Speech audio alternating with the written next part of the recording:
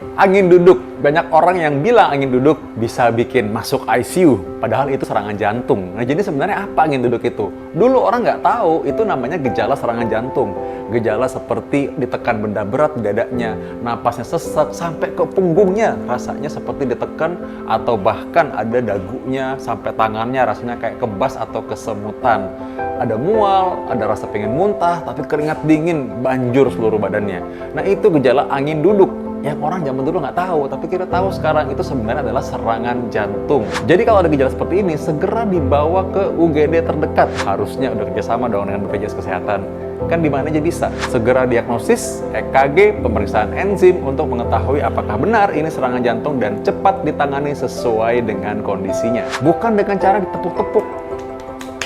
Bukan dengan cara ditusuk telinganya. Oh, bukan seperti itu ya. Nah, yang paling penting sebenarnya screening dari sekarang, jangan tunggu serangan jantung. Anda bisa screening faktor risiko jantung menggunakan aplikasi Mobile JKN dari BPJS Kesehatan. Jadi nggak pakai alasan nggak sempat lagi ya, kan bisa screening secara online.